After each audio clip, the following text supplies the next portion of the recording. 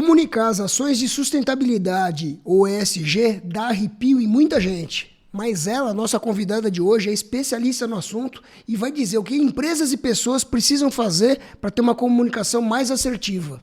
Vem com a gente!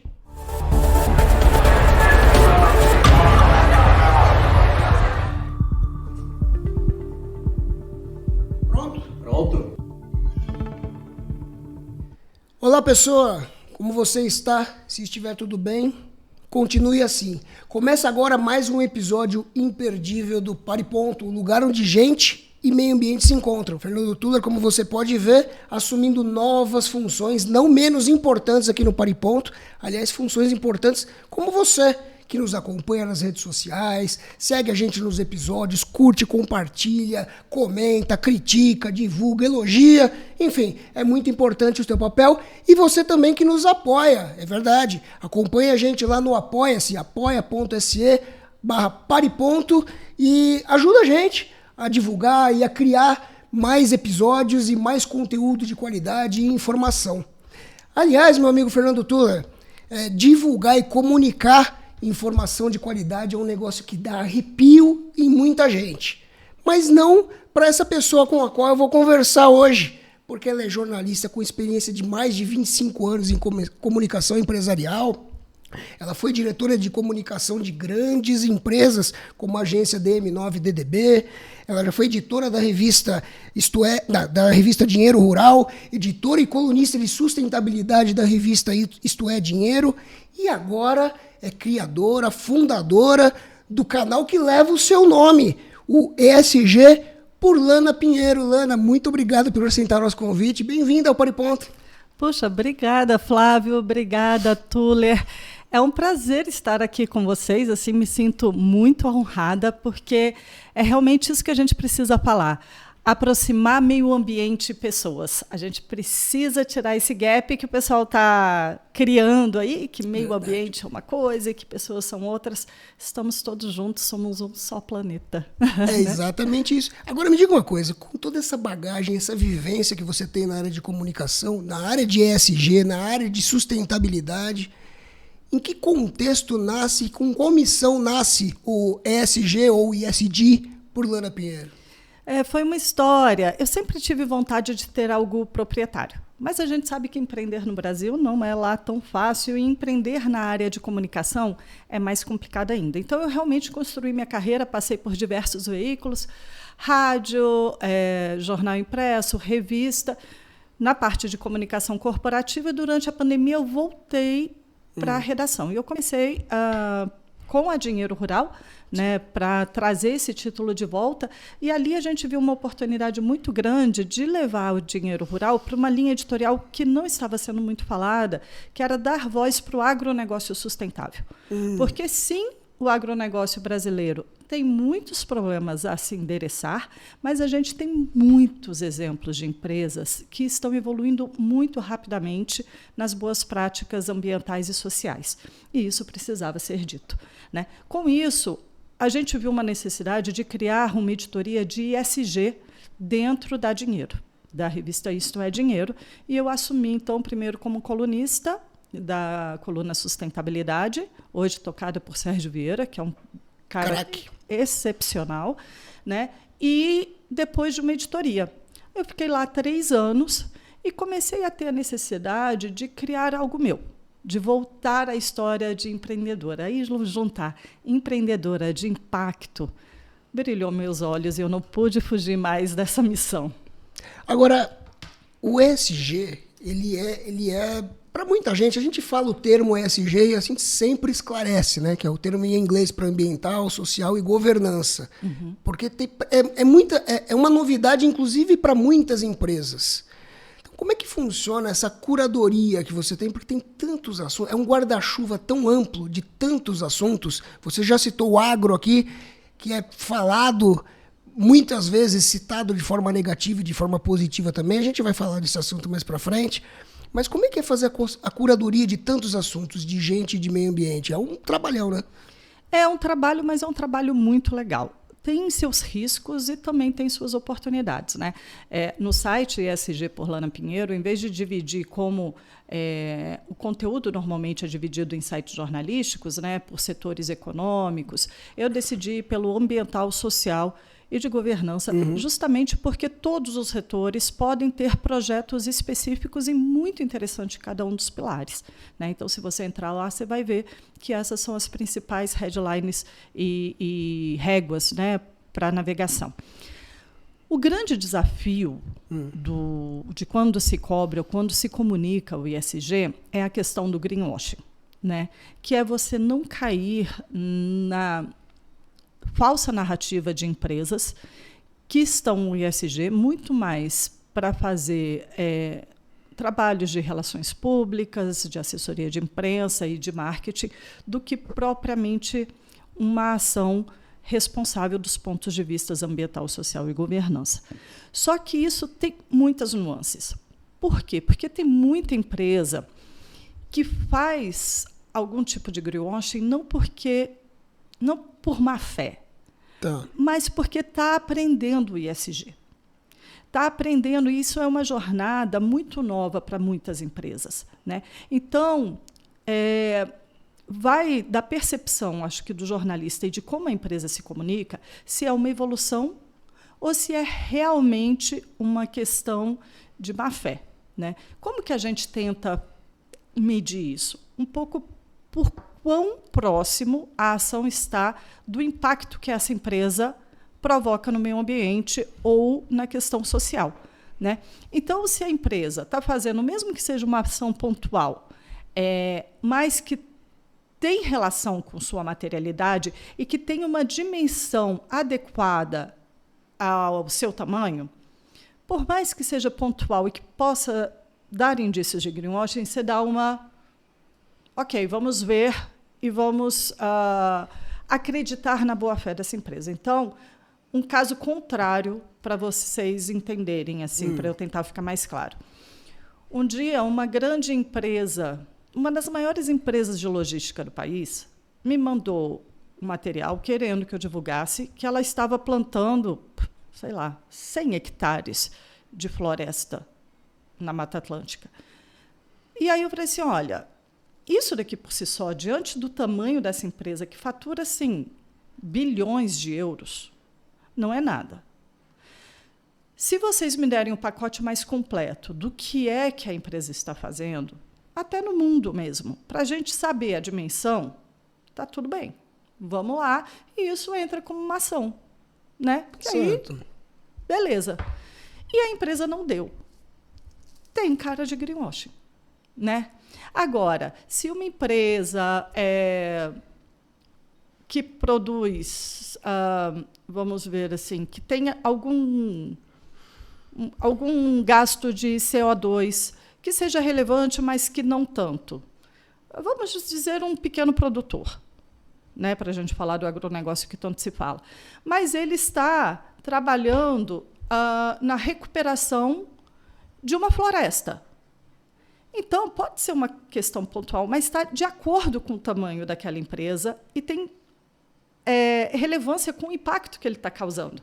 Deu para entender? Deu para entender.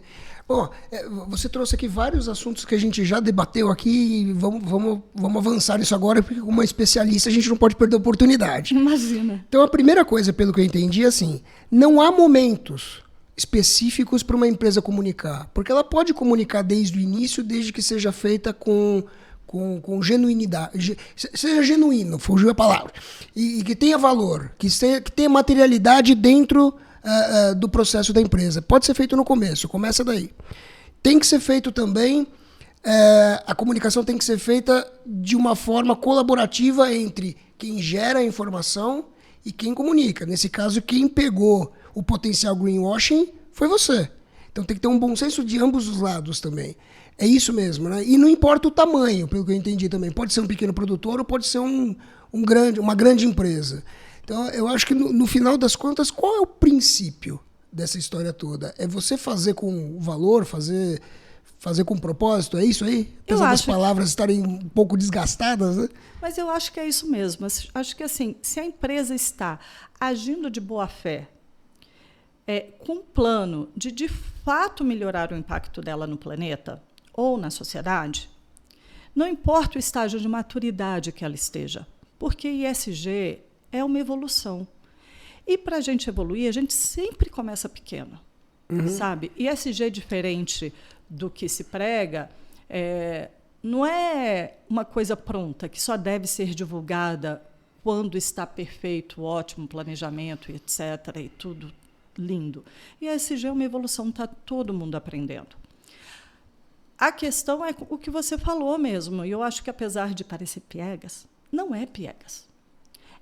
A empresa dá indícios de que ela está fazendo porque o compromisso dela, porque ela está realmente, de fato, preocupado com as mudanças climáticas, preocupado com o futuro das novas gerações, preocupado com a sustentabilidade do seu próprio negócio, ou ela está fazendo para ter uma matéria bonitinha na imprensa? Mas vamos pegar quem está, de fato, com boas intenções. Né? Então, uma empresa... Assim, você não acha que esse cenário, esse ambiente que se cria nas redes sociais, na mídia como um todo, mas nas redes sociais isso é muito mais dinâmico, dá aquela sensação de que poucas pessoas elogiam, mas muitas ficam só na espreita esperando algum deslize para já bater, para criticar e qualquer coisa assim. Isso não tem amedrontado as pessoas e empresas, principalmente, que têm boas intenções? Você que trabalha com isso nos bastidores, você percebe que as empresas falam, olha, eu tenho propósito, eu tenho projeto, eu tenho indicadores, mas eu não vou comunicar não. Eu não vou comunicar não, porque a chance de dar zebra é grande. Está funcionando assim ou é só uma impressão de quem está de fora?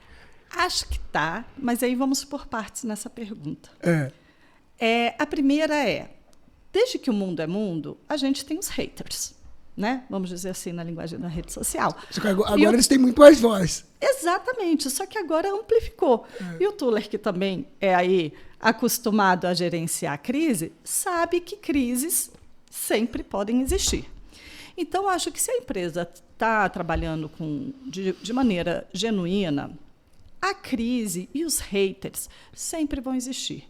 E aí é você saber mensurar, medir e observar até que ponto você precisa, de fato, dialogar com esse hater, porque ele não tem informação sobre sua empresa, ou se é porque ele é um hater, porque ele é hater.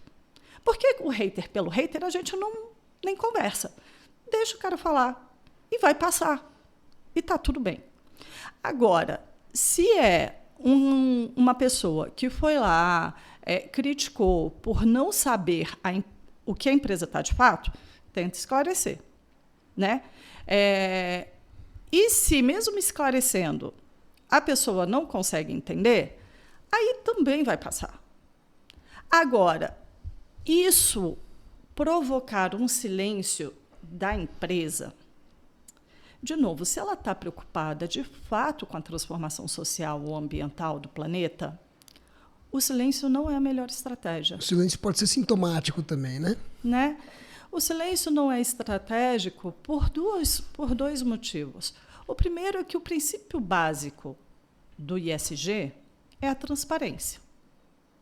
Né? E se a gente está falando de empresas com boas práticas, a gente tem que aprender a ouvir e dialogar. E a se calar diante dos haters. Mas você precisa ser transparente.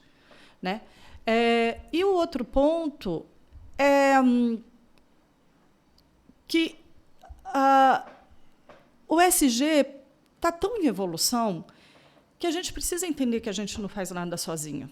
E na hora que você se cala, você tira de outras empresas a possibilidade de aprender com você, inclusive com seus erros. Né? E para a gente transformar, de fato, o modo de produção, o modo de consumo, o modo como a gente viveu até hoje, eu preciso aprender com você. Você precisa aprender comigo. E se você está em silêncio, como que eu vou aprender? Acabou a conversa. Perfeito. Falar inspira, né? Falar e divulgar inspira. E a gente fica falando de ESG como fosse... Tudo bem, a sigla ESG é uma novidade relativamente recente, mas ela não abarca assuntos recentes, né? Quando a gente fala de trabalho escravo, a gente fala de assuntos centenários. Quando a gente fala de preservação de meio ambiente, a gente fala de muito mais tempo ainda. Então, você está nessa área há muito tempo. O ESG mudou o quê, de fato, nessa história toda? O ISG, acho que é muito importante esse ponto, porque o ISG é um passo muito importante, porque tirou a luta pelo social e a luta pelo ambiental daquele papel de ativismo, puramente em ativista. Sabe quando você falava em ambiental e o pessoal falava assim, isso é coisa de ambientalista que adora abraçar árvore, né? Se a gente está falando de direitos da mulher, a gente está falando dessas feministas, né? O que o ESG fez? O ESG falou assim, não, meu amigo, é o mercado de capital, são os donos do dinheiro que estão olhando para isso. Por quê? Porque isso é risco de negócio. Se você não começar a adotar boas práticas ambientais, sociais e de governança, você vai perder dinheiro.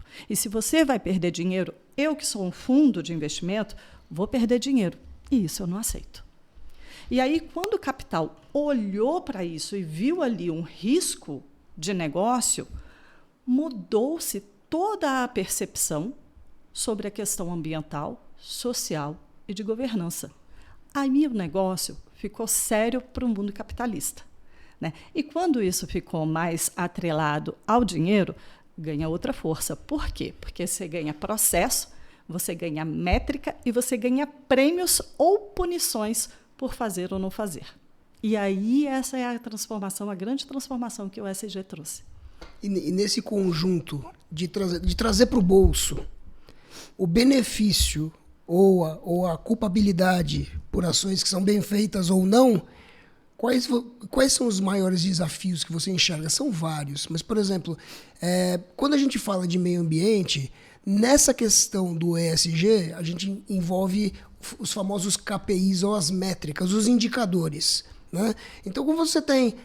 já é comum que as empresas tenham as suas métricas para redução de resíduos, consumo de água, agora para geração de gases do efeito estufa, ou deixar de gerar, e por aí vai, você tem as métricas. Mas o social é tão complicado de você mensurar, né? É visível, é sensível, mas é difícil de medir. Você vê isso como um empecilho ainda, ou uma dificuldade na aplicação do ESG? Poxa, Flávio, muito legal. E assim, vou até fazer um jabá. No sábado, eu escrevi um artigo no meu LinkedIn justamente sobre isso. Por que é tão difícil? Eu considero que por alguns motivos. O primeiro é o seguinte: os problemas ambientais, eles são globais. Independente da origem que ele aconteça, se ele está acontecendo no Brasil, na Suécia, na Europa ou na China, o impacto é para o mundo inteiro, né? Então, a gente está vendo a questão do desmatamento da Amazônia. Isso provoca um aquecimento... Provoca não. Ele contribui para o aquecimento global. E o aquecimento global não fica restrito ao Brasil. Com isso, é muito mais fácil criar-se uma linguagem global do que são esses problemas. Sim. E, a partir dessa linguagem global e única, é muito mais fácil estabelecer métricas comparáveis. Porque se o problema é um só, se todo mundo entende o que é esse problema, as suas causas e consequências, né? E se são problemas entendíveis, é mais fácil você estabelecer métricas, o que não significa que essas métricas sejam as mais perfeitas ou as mais eficientes. Né? Tanto que, se você comparar, isso é uma coisa muito legal, se você comparar você pega aí as 5 grandes consultoras de score de crédito, certo, e pega as 10 maiores empresas do mundo. O score de crédito das 5 maiores consultorias vão dar muito parecidos ali os pontos. Se você pegar essas mesmas empresas e as 5 maiores consultorias que dão score sobre a questão ambiental, os pontos são completamente diferentes ainda. Por quê? Porque os critérios, eles ainda não estão completamente redondos. De novo, o ESG é uma evolução. Perfeito. As métricas, elas ainda não estão perfeitas e elas ainda não são únicas. O que se considera como métrica nos Estados Unidos é diferente da Europa. O que uma empresa, o que uma consultoria considera mais importante no ranking quando ela está avaliando o score ambiental de uma empresa é diferente de outra. Então, a gente ainda não tem essa métrica comum e estabelecida, mas estamos no caminho. Aí entra aquele pensamento do pensar global e agir local, apesar de estar batido também, é bem aplicável, bem atual, né? É bem aplicado. E aí a questão social, que é o seguinte: um problema social no Brasil, ele impacta a Europa? Não necessariamente. Os problemas sociais que a gente tem no Brasil são radicalmente diferentes do que a Europa enfrenta. Certo. Os problemas que a África enfrenta são diferentes do que o do Brasil enfrenta. E, assim, muito pouco contamina o meu risco de negócio. E, pior do que isso, quando você vai para realidades muito diferentes, é até difícil para o dono do capital, para o dono do fundo, para essas grandes corretoras, entender de que tipo de problema social que a gente está falando. Porque ele não tem essa referência. Porque a realidade dele é outra, é tão completamente diferente que você senta na mesa para discutir um problema social, o cara fala assim, mas o que você está falando? O que é isso? Você precisa explicar o que é. E, a partir disso, é muito mais difícil você sensibilizar, né? E você criar uma linguagem comum. Né? Então, tem esse desafio. E aí eu vou até colocar uma pimenta. Vamos lá. Pode? Pode. É bom? Então tá.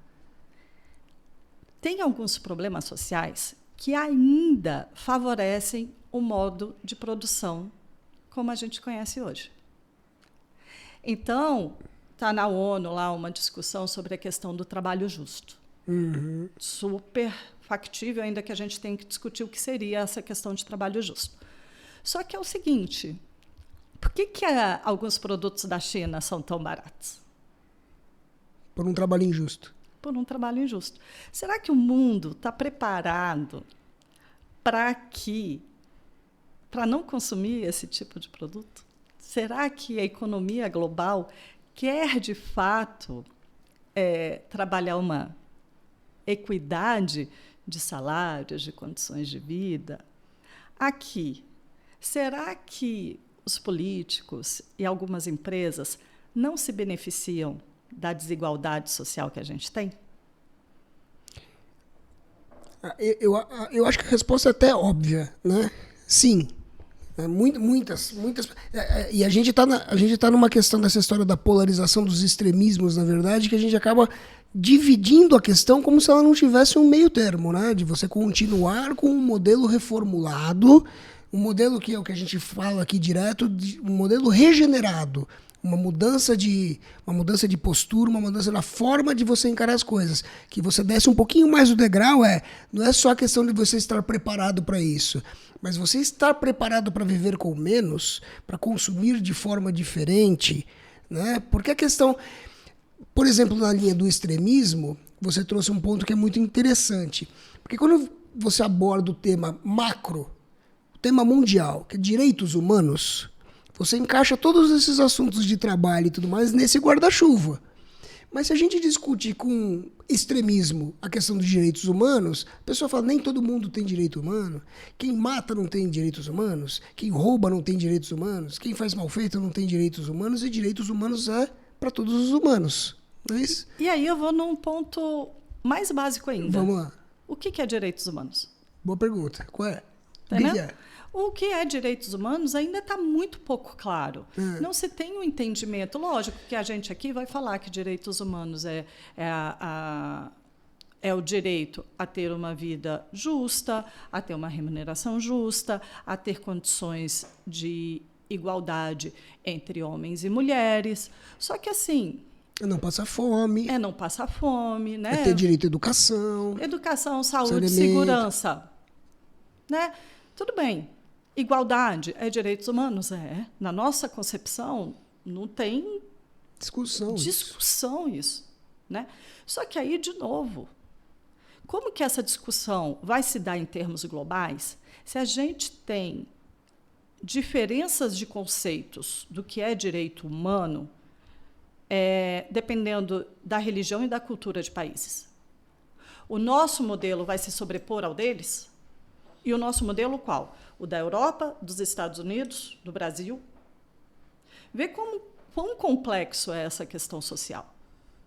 Porque, assim, então esses países vão perder a autonomia deles de determinar algumas coisas. Eu não estou defendendo que sim, porque tem práticas que humanamente são desumanas, mas são cruéis, né? A gente vê a questão, ainda que tenha reduzido, mas você vai para a África, você vê a questão da mutilação da mulher, né? Você vê a questão do subjugar, né, e diminuir a mulher em várias religiões, e a gente não precisa, várias religiões extremistas, né? E a gente não precisa voltar a esse assunto. Então, eu não estou discutindo se é certo ou se é errado. Eu só estou levantando que, quando a gente fala em questões sociais, a questão é muito mais complexa. Como que isso vai ser colocado na mesa? Como que a gente vai discutir isso realmente em termos globais? E não num papel, né, que fique lá e que o modo do Ocidente de tratar esse assunto esteja ali numa apostila a ser adotada, entendeu? Então, acho que a gente tem muito a evoluir nessa discussão para que a gente torne realmente possível que o pilar social se transforme em uma preocupação global factível de ser resolvida. É aquela questão, a gente precisa ter metas? Precisa, mas elas precisam ser atingíveis, objetivas. Então, é isso, precisamos discutir muito. É engraçado, né? Porque às vezes a gente acaba encaminhando a conversa, isso é natural, a gente acaba encaminhando, a gente começa a falar assim, puxa, mas eu vou ficar pessimista. Porque vai ser muito difícil você, por exemplo, superar essas diferenças religiosas. A gente está vendo conflitos acontecendo agora por conta disso, ou diferenças econômicas, ou próprios valores pessoais mesmo, que acham normal algumas coisas que para algumas pessoas, para nós, por exemplo, são absurdas. Mas a gente discutir isso aí hoje, pensando que direitos da mulher, questões raciais, há 50 anos eram muito mais graves do que a gente tem hoje, apesar de ainda serem graves e necessitarem de toda a atenção, e já foi uma grande evolução, né? Já foi um grande avanço que nós tivemos. A gente conversar isso, eu acho que, de certa forma, traz um otimismo para a gente continuar fazendo, você não acha? Flávio, eu tenho dito que, assim, falar sobre ESG é uma questão de resistência política. A gente fala tanto que, assim, que isso vai se tornar verdade por políticas públicas, por mudança de postura de nós, consumidores, da sociedade de maneira geral. Então, a gente precisa falar. Está perfeito? Não. Vai ser fácil? Ninguém disse. E nem perfeito vai ser. E nem perfeito será, exatamente. Mas a discussão ela é necessária, porque ela provoca a evolução. É isso que você disse. Há pouquíssimo tempo atrás, a gente não falava sobre direitos de pessoas trans. Veja quanto sofrimento essas pessoas não enfrentavam por não terem sua identidade reconhecida, as suas frustrações, as suas angústias sequer reconhecida. Nos faltava referência para entender essas pessoas, né? E agora essa discussão já evoluiu, né? Tá longe de ser ideal, a gente vê um monte de problema, assim como a gente ainda vê um monte de feminicídio. Que absurdo que é isso. Mas estamos diferentes do que éramos há 50, 30 anos atrás. E nesse caminho, a gente falou aqui, você já falou de, não é questão de salvar o planeta, falou de políticas públicas e, no final das contas, a gente está falando de algo macro. A lei por si não faz as coisas mudarem, mas ela é necessária para parametrizar e para causar limites, né, impor limites para certas... Qual que é o papel macro e micro? Como é que você vê a ação de cada pessoa nessa história? A gente falou de grandes empresas, mas como as pequenas empresas entram nesse jogo também, e como que as pessoas podem contribuir para essa mudança, se é que de fato elas podem de alguma forma? Eu vou só pegar um ponto que você falou, que é a questão das políticas públicas. Elas não são só importantes, elas são extremamente necessárias e, desde que aplicáveis, elas têm o maior poder de transformar a sociedade e o modelo de produção e de consumo. O problema é que no Brasil, especialmente, é até engraçado, tem aquelas leis que pegam e aquelas leis que não pegam, ou que aquelas leis que pegam de maneira parcial. Então, a gente tem uma super política ambiental. A gente tem uma política nacional de resíduos sólidos que tem pontos a serem melhorados, mas que trouxe uma evolução absurda, mas que precisa ir melhorando, porque na medida que a gente vai conhecendo o que a gente já está fazendo, vão surgindo outras demandas. Então, a política pública é um instrumento mais eficaz de transformação de empresas e de modelos de vida das pessoas. Só que elas precisam ser feitas com legitimidade e elas precisam ser cumpridas, fiscalizadas e cumpridas. Então, esse é o primeiro ponto, partindo do macro.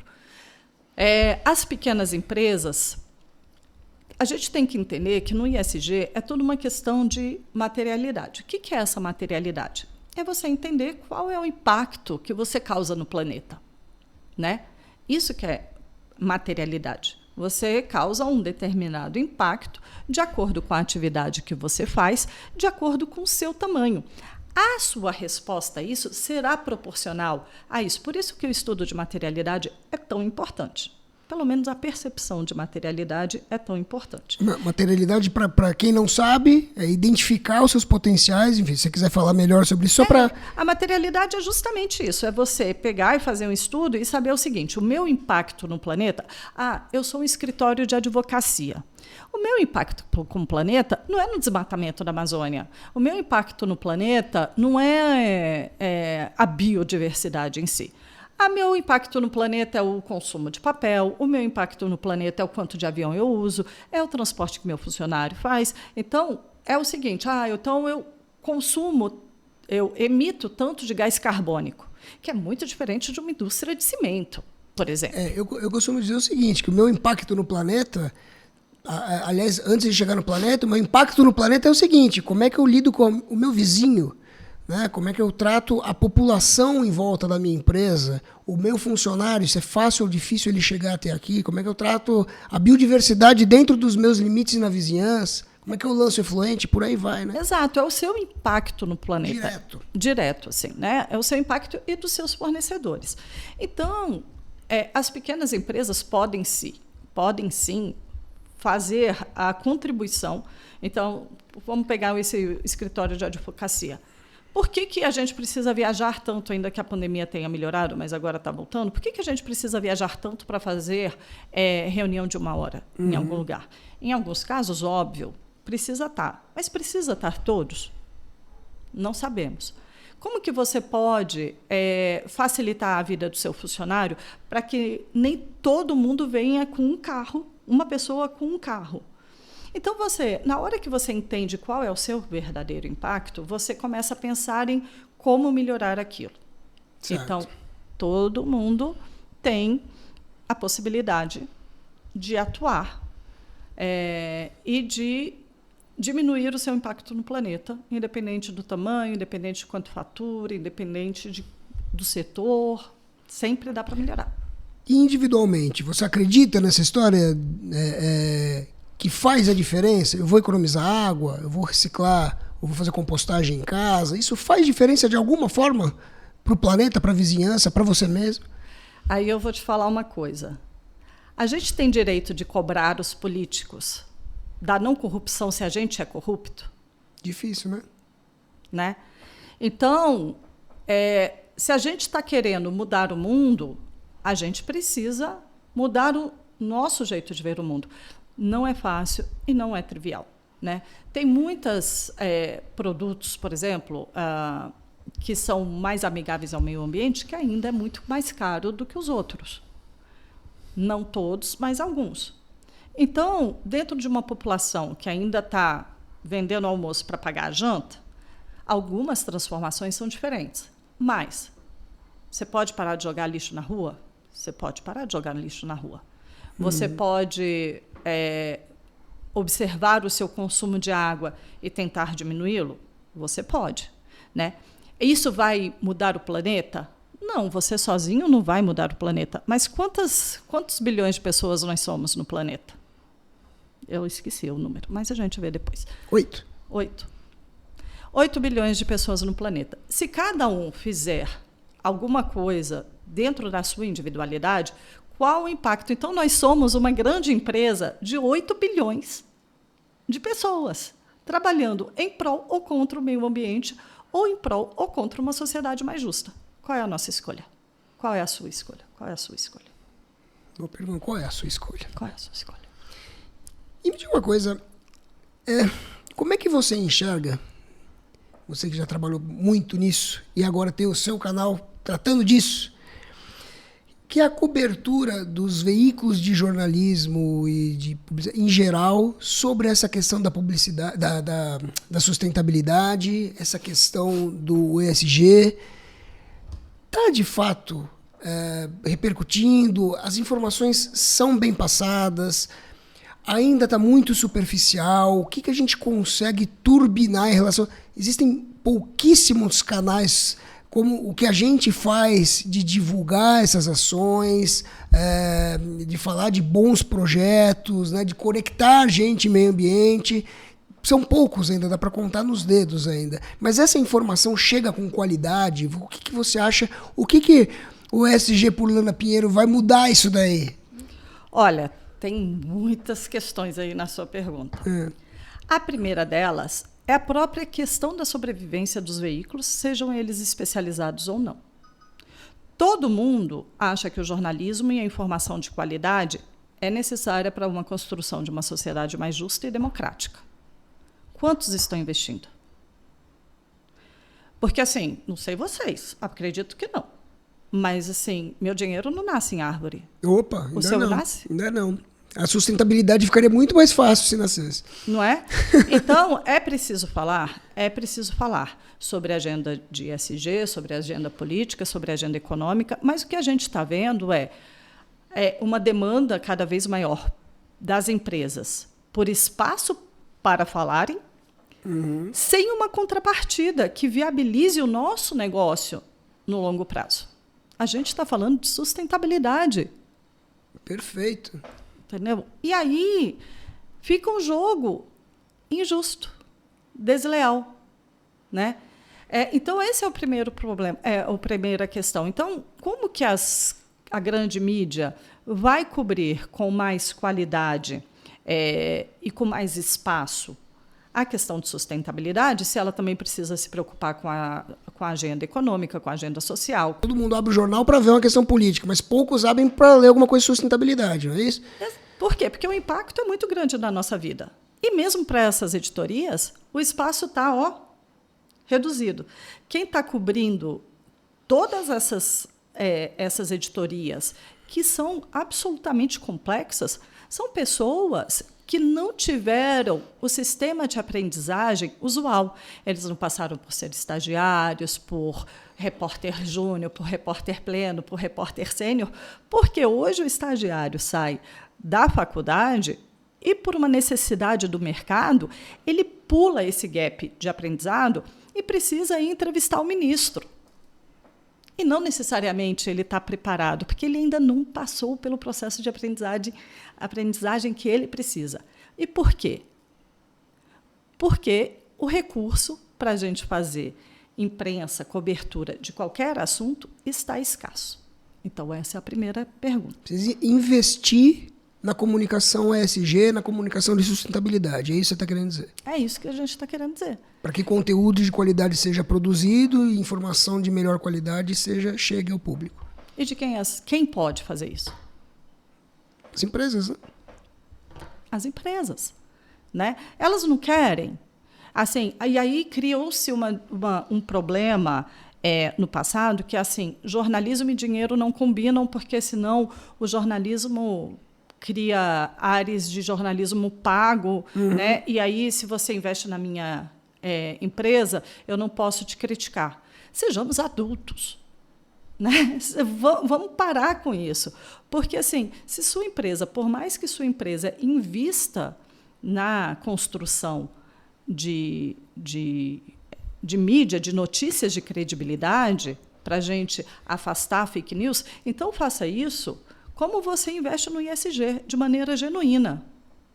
E nunca impeça um jornalista de fazer também uma questão crítica da sua empresa. Porque o papel da maioria dos jornalistas não é derrubar a ação, o presidente da empresa. É justamente alertar a sociedade, a própria empresa, de que há problemas a serem resolvidos. Ponto. Como é o papel do consultor, como é o papel do auditor. Exatamente. E quando é necessário uma ação técnica específica dentro de uma determinada área, de novo na área de meio ambiente, mas também na área social existem muitos projetos específicos sendo desenvolvidos em relação a isso, você contrata um especialista para desenvolver isso, que vai apontar algumas falhas, alguns equívocos, algumas correções, algumas melhorias, da mesma forma que a comunicação tem que fazer. Só que isso que você trouxe tem uma questão também muito importante e muito relacionada ao ESG, independentemente do que esteja sendo tratado, que é a questão da transparência e do diálogo das empresas. O que acontece? Quando a gente vê uma crítica ou uma matéria ou uma informação negativa das empresas, o que elas se acostumaram a fazer? Eu não vou comentar. Eu não vou falar sobre esse assunto. E aí perde-se a possibilidade de que todos cresçam. Por que não uma empresa não pode falar assim, sim, eu errei, e eu vou fazer essas medidas aqui corretivas? Uhum. Sabe, essa ideia de que a empresa precisa ser perfeita e que a empresa não precisa... Não é real. E aí, barrar isso só deixa a narrativa na mão de pessoas que, evidentemente, só vão ter um lado da informação. E não é porque o repórter é mau caráter. Lógico que a gente tem profissionais e profissionais. Mas, na medida que a empresa só solta um comunicado oficial, né, ou que se nega a falar, você deixa a narrativa correr solta. Por quê? Pelo medo de falar que errei? Gente, todo mundo erra. A gente não fala que a inovação vem do erro, que vem do aprendizado? Então, por quê? Por que a gente tem que se silenciar diante de um erro e não pode chegar e conversar com um jornalista ou com a sociedade falando assim, sim, errei, estou melhorando? Mas eu vou fazer um jabá duplo agora. Pois não. Eu vou fazer um jabá duplo. Porque assim, e não com a visão de um especialista, mas com a visão de um consumidor de informação. Aí não entra a vantagem, ou não está a vantagem de um canal como o Para em Ponto, ou um canal como o SG por Lana Pinheiro, porque a percepção que eu tenho, ao ler um jornal, uma revista, é aquela história. Na medida em que o erro, ou que a falha, ou que, enfim, alguma coisa negativa está colocada, para você recuperar você demora ou o tempo de pressão, ou o tempo de subir, ou o tempo de correção, ou o tempo de apuração. É aquela história, né? Para acender a fagulha e o incêndio começar, é 1 segundo. Para apagar o incêndio demora muito mais. E a dinâmica que nós temos, né? A velocidade de informação que as redes sociais nos permite que a gente faça exatamente isso. Fala, olha, erramos. Corrigimos dessa forma. Erramos há 3 minutos. Estamos corrigindo já. Né? E esse acesso da empresa a esse canal de comunicação, você não acha que já é uma saída, um avanço, uma possibilidade das empresas passarem a utilizar para corrigir ou aproveitar essa oportunidade? Claro que sim. A gente tem, do mesmo jeito que os haters têm agora seus canais e sua voz, as empresas também têm. Né? E as empresas têm a possibilidade de saber com qual veículo exato se comunicar, de uma maneira rápida e eficiente. Né? Só que a gente precisa abrir as portas, né? E falar assim, se essa questão se tornou pública, é isso. Gente, aconteceu mesmo. A gente está resolvendo. Não há crise que não passe. E não há crise que empresa alguma queira resolver. Né? Porque se tem uma crise que a empresa não queira resolver, aí daqui a pouco ela morre. Claro. Né? Mas se a empresa quer corrigir aquela crise, ela vai tomar atitudes para corrigir. Né? E aí, na hora que ela, enfim, colocar, lógico, é sempre ruim. Gente, é sempre ruim. Ter uma crise é sempre ruim. Quando a gente tem uma crise pessoal, não é ruim? Exatamente. Dói, machuca, altera os planos. Mas passa. Se você corrigir, se você tomar uma atitude, ela passa. Agora, se você ficar inerte, em silêncio... Demora a passar. Ou piora. Ou piora. Ou pior. E aí eu vou pegar. Eu tinha deixado no ar aquela questão do agro, que você tinha participado. E eu acho que essa história da comunicação, na minha opinião, vai muito nessa linha do agro. Porque todo mundo sabe que o agro já é tech. Mas o agro quer ser pop? Ele está comunicando o suficiente para ser pop? Por exemplo, agora a gente teve um exemplo relativamente recente, que o agro ficou de fora da questão do marco do mercado de carbono. Foi por conta de uma bancada que quis defender seus próprios interesses e tudo mais, mas passa uma mensagem negativa gigantesca. Porque entra na linha do que você está falando. Eu não quero entrar, eu não quero participar. Por quê? Porque eu sou melhor ou porque eu sou pior? Porque eu estou fazendo bem feito ou estou fazendo mal feito? Ou seja, o agro quer ser pop? Então, aí a gente vai para o básico. Primeiro, o agro brasileiro não é uma coisa só. Exatamente. Né? Então, não dá para a gente falar o agronegócio brasileiro é uma coisa ou é outra coisa. É bem mais complexo do que isso. O agro é muitas coisas. Exatamente. Né? Então, a gente tem muitas empresas que, seja por uma consciência, ou seja, por necessidade de negócio, como, por exemplo, as exportadoras, que estão precisando e estão, de fato, evoluindo nas suas boas práticas ambientais, sociais e de governança.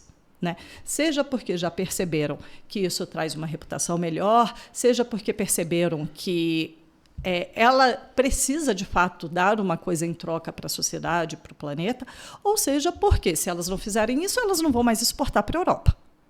E se elas não exportarem para a Europa, elas quebram.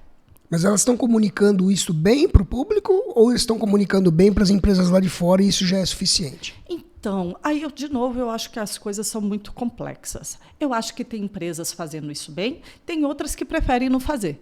Perfeito. Né? E aí, por vários motivos. Mesmo porque, e um deles você já citou anteriormente, que é, eu estou fazendo isso, eu vou divulgar isso, mas eu vou ser atacado de qualquer jeito. Então, para evitar a crise e aborrecimento, eu vou ficar calado. Eu não acho essa a melhor estratégia. Mas, né? E aí a gente tem também o agro que realmente não acredita em nada disso.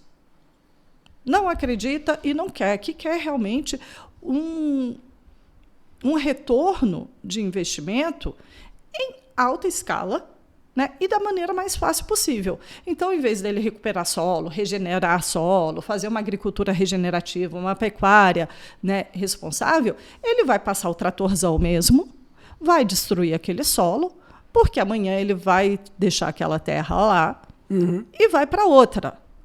Entendeu? Seja por mau caratismo, por falta de consciência, seja por impossibilidades financeiras.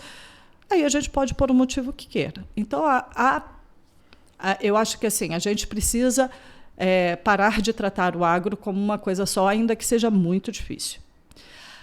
Agora, tem uma pergunta que eu sempre faço, que aí eu não sei responder. E aí eu vou deixar, quem sabe alguém do agro está assistindo a gente saiba responder. Que é o seguinte: se o agronegócio tem tanta força para alguns assuntos, como, por exemplo, eu não sei se vocês lembram, um banco, no ano passado, está voando tanto tempo que eu não lembro, um banco fez uma propaganda sobre segunda-feira sem carne. Houve uma mobilização geral do agronegócio para defender, né, para pedir que o banco tirasse aquela propaganda no ar, né, fez um escarcéu, mostrou sua força de comunicação. Se eles fazem isso por uma simples segunda-feira sem carne, por que eles não usam todo esse poder de articulação para mudar essa reputação do agro? E aí eu não sei essa resposta. Excelente pergunta.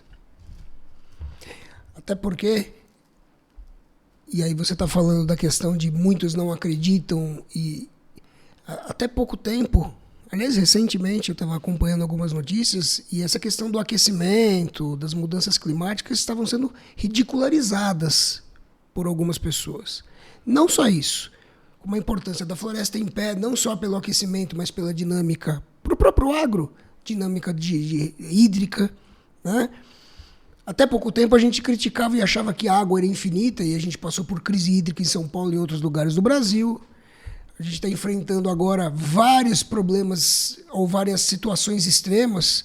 Em Santa Catarina agora, alguns carros que estavam na beira da praia foram levados pela praia. Tudo bem que não deveriam estar lá, mas foram levados dessa mesma forma. A gente está batendo recordes de temperatura centenários aqui no... Então, de alguma forma, você acredita, eu acredito, mas eu queria saber de você se essa ficha vai cair, né? Para essas pessoas que ridicularizam, que não veem importância, não sei se numa segunda sem carne, mas numa mudança de fato de mentalidade, de convivência. Porque é aquela história, eu posso sair daqui hoje porque está ruim e ir para a Europa. Posso sair da Europa e ir para a Oceania. Eventualmente sair daqui para Marte, mas uma hora a gente vai ter que sair todo mundo daqui se não resolver, não é isso? É isso, assim, os cientistas estão falando que esse problema, o problema do aquecimento global ou dos impactos do aquecimento global na humanidade, né, na nossa sobrevivência, vai ser muito mais rápido do que a gente estava prevendo. Porque é o seguinte, o planeta vai sobreviver. Quem não vai sobreviver somos nós, né? Enfim, essa é uma coisa. A outra é, será que eles vão se sensibilizar diante desses fatos, né, que estão acontecendo? Eu não sei. Eu não sei se eles conseguem fazer a ligação. Não sei se eles não conseguem fazer a ligação por pura ignorância, né? E aí o estudo resolveria, ou porque é muito mais rentável para o negócio de hoje fingir que nada está acontecendo. Falar que foi um problema isolado e que amanhã vai passar e que isso faz parte mesmo das coisas, mas que o meu impacto aqui, o meu jardinzinho aqui continua verde, então eu não quero saber o que está acontecendo lá na Amazônia, porque aqui no Centro-Oeste está tudo legal, entendeu? Ou porque eu tenho seguro e está tudo bem. Eu não sei responder, eu não sei. O que eu vejo com um pouco de esperança é que tem uma geração que está sendo não formada mais por esses pais empresários desse agro, mas que muitas dessas novas gerações já estão sendo mais bem formadas por universidades e até pelo convívio delas com outras pessoas, chegam ao campo com outra mentalidade. E aí, a minha esperança não reside mais sobre os líderes de hoje, mas nos líderes de amanhã, inclusive no agronegócio, né? E aí a gente precisa entender como os outros agentes, inclusive o governo, podem ajudar essa nova geração de líder a pôr na prática o que eles estão aprendendo ou as crenças com as quais eles estão chegando nesse lugar de poder. Porque se o crédito for mais barato, se ele derrubar a floresta, se ele não for punido por ter trabalho escravo na sua cadeia, por mais que ele saiba que isso está errado, a gente precisa saber que o impacto do dinheiro muda valores, né? Então, eu acho que chega uma nova geração que sabe e que está disposta a fazer todo o modelo de produção de uma maneira diferente e mais alinhada às boas práticas ambientais, sociais e de governança. E que entende que isso é importante e imprescindível para a sustentabilidade do negócio. Mas se esse cara estiver sozinho, lá no campo, fazendo só ele, sem ajuda de política pública, sem ajuda de entidades, sem ajuda da universidade, a possibilidade que ele desista é grande, e isso a gente não pode deixar acontecer.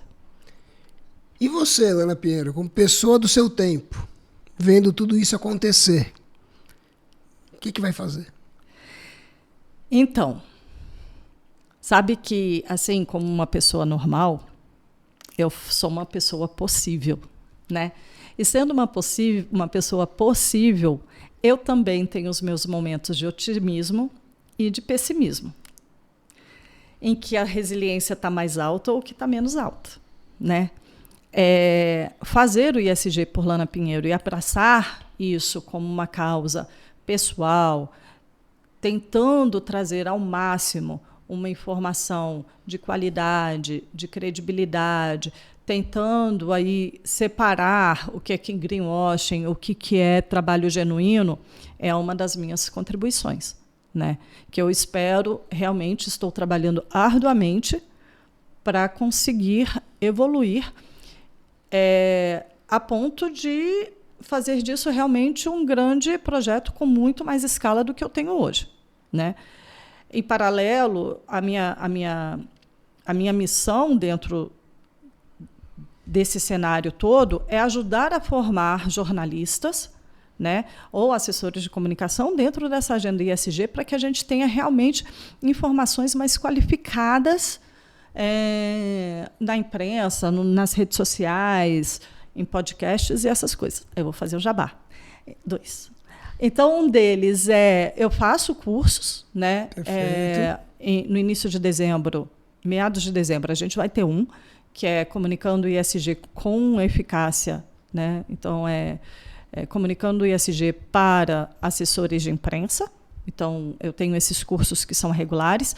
E eu abri agora um programa que chama Jornalia Estagiando, que é um programa para que estudantes de jornalismo, independente da cidade onde moram, independente do semestre que estejam, mas que pertençam a algum grupo historicamente minorizados. Então, a gente está falando de pessoas trans, a gente está falando de mulheres, negros e negras, portadores de deficiência física, enfim, autistas, para que possam exercer o jornalismo nesses temas. Então, a gente tem esse programa, que é só se inscrever no LinkedIn ou no meu Instagram, vocês conseguem ver o link para inscrição, para que a gente discuta o que é ESG com essas pessoas, para que eles tenham, quando eles chegarem no mercado de trabalho, eles consigam realmente já ter uma experiência. E, pessoalmente, a gente vem tentando adotar pequenas mudanças de hábitos de consumo, pequenas mudanças de hábitos de modo de vida mesmo. Não é fácil? Não é fácil, não é trivial. E parece uma besteira. Então, fazer feira, levar uma sacola, né, e não precisar colocar... Por que a gente precisa colocar cada fruta num saquinho plástico de uso único, que você vai chegar em casa e vai jogar fora? Não precisa, dá para pesar lá. Põe assim, pesa. Né? Então, tem umas coisas que parecem muito pequenas, mas que têm um impacto, claro, na vida. Pode não mudar o planeta, mas muda a gente mesmo. Né? É isso. Faz bem para a alma. Exatamente. E para quem quer ter acesso a tudo isso que você faz, a esses cursos, tem um monte de gente que eu tenho certeza que já está interessada. Onde te encontra nas redes sociais, no LinkedIn, qual que é o site? A gente vai deixar o link aqui, né, Fer? Mas, enfim. Então, ESG por Lana Pinheiro. Tá. Instagram.com/ESG por Lana Pinheiro. Tem o meu LinkedIn/Lana Pinheiro. Tem o site www.esgporlanapinheiro.com.br. Ana, muito obrigado. Foi uma delícia essa conversa e que a gente tenha muitas ainda, porque o assunto não acaba, né? É isso aí, foi um prazer imenso e acho que assim, a gente precisa entender duas coisas. ESG é evolução e ESG é conjunto. Temos que fazer junto. É isso que a gente está fazendo aqui. Então, eu agradeço enormemente a vocês dois, ao Par e Ponto, pela conversa. E a você que está assistindo, que faz a diferença. É isso aí. Você que está junta com a gente nessa conversa e nessas ações, enfim, por um mundo melhor, por uma civilização melhor, por uma sociedade melhor. E muito obrigado para você que acompanhou a gente até agora. Divulga, compartilhe, comente, critique. Crítica você pode encaminhar para o Fernando Tuller. Mas passa para a gente, ajuda essa conversa a chegar a cada vez mais gente, porque a gente precisa disso. Eu sou Flávio Fernandes Salles, muito obrigado e a gente se vê num próximo diálogo essencial aqui no Pare Ponto.